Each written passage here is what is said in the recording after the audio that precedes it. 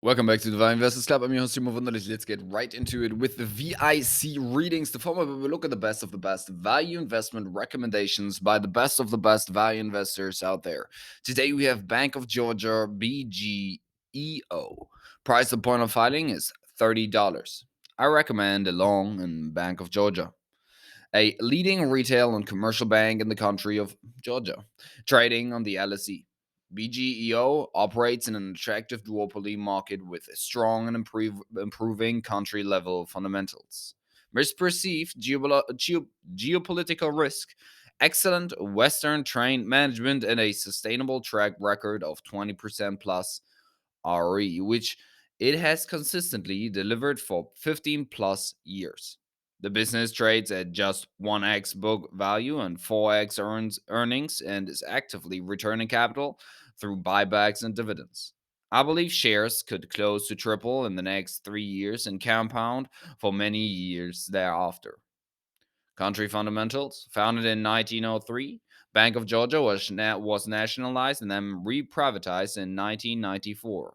In 2003, Georgia overwhelmingly elected a pro Western government that implemented comprehensive reforms to eliminate corruption and transform Georgia into a free and pro business country, an environment that persists to this day. Bank of Georgia was restructured in 2004, new management and foreign investors, to catalyze a turnaround of what was at the time a failing lender. Over the next 2 decades, BGEO cleaned up its balance sheet, shed non performing loans, raised capital, and recapitalized itself, and is now the largest and most efficient bank in Georgia, eventually listing on the London Stock Exchange in 2012. In 2018, Bank of Georgia demerged into two businesses: Bank of Georgia, the core lending and retail banking business, and Georgia Capital, a holding company with equity interests across a diversified portfolio of Georgian operating businesses.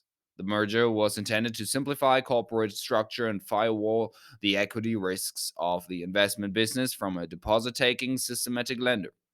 Georgia Capital continues to own 22% of Bank of Georgia today.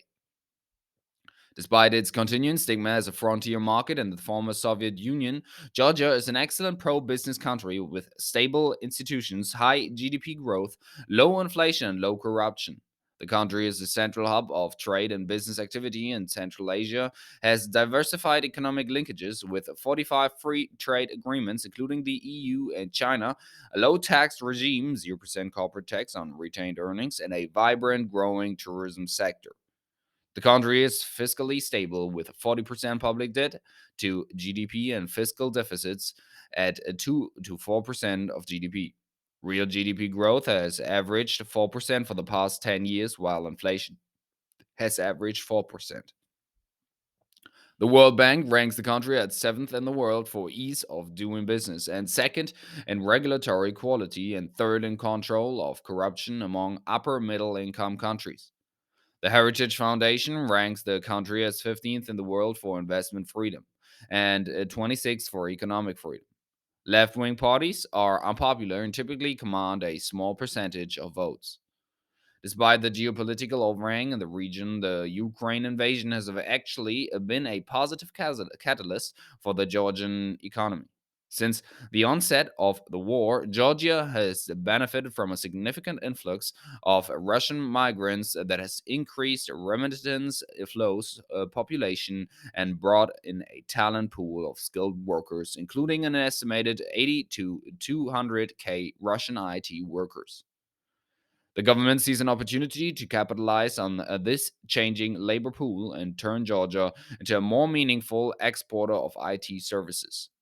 Trade routes that historically ran through Russia have also been diverted to Georgia in some cases, and several multinationals that used to operate in Russia have relocated their operations to Georgia.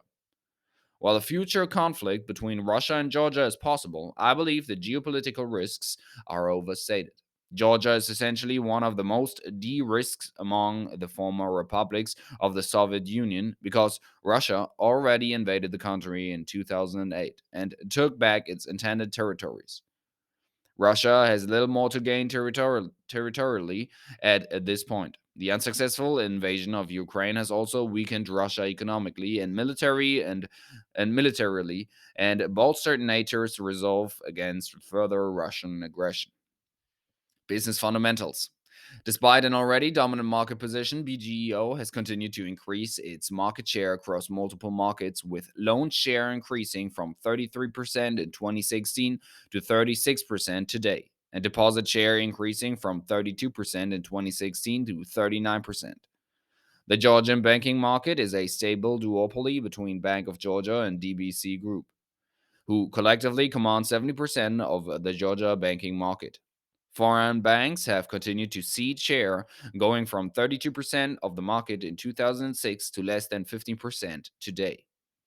BGEO's exposure to a highly attractive macroeconomic backdrop, combined with a highly attractive market structure, has translated to a financial profile that is best in class on a global basis, with high net interest margins, 6%, high RAs, 45%, high ROEs, 25%, and low NPLs, 2.5% of gross loans. The company is well capitalized, 15% CET, one with modest leverage, and has consistently delivered 20% plus ROEs for the past 15 years, which briefly dipped to 30% in 2020. The company is also successfully executing on its digital initiatives, with 1.1 MAUs on its super app today, representing 30% of Georgia's population, growing 30% plus year over year, with excellent user engagement, 45% to 50% DAU/MAU, and growing transactional volumes. In contrast to other emerging market banks, Georgia Capital is fully private. There has been no state ownership of commercial banks since 1994. Management is excellent. The CEO has been with the bank since 2009 and is well Western trained and educated. Cornell, MBA, Lehman Brothers, Trilantic, etc. The company is actively returning capital and has an explicit capital allocation policy of returning 30 to 50% of net income through dividends and buybacks. The board is mostly composed of Western executives, including the founder of Gemstock, a London hedge fund that is also a large shareholder. Valuation framework. The company has a book value of £30 per share today. I believe, given the dynamics described above, book value can compound at 18% per annum for the next 3 years, assuming no re-rating that should deliver very satisfactory returns.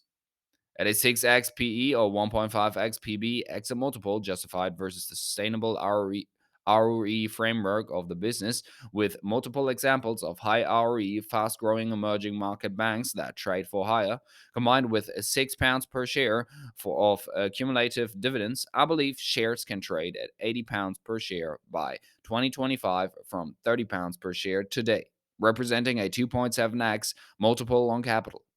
Catalyst: growing investor interest in the Georgian economy, normalization of the Ukraine Russia geopolitical situation, expansion of market capitalization and float. Thank you very much for tuning in. See you next time. Please write down in the comments below what you think of this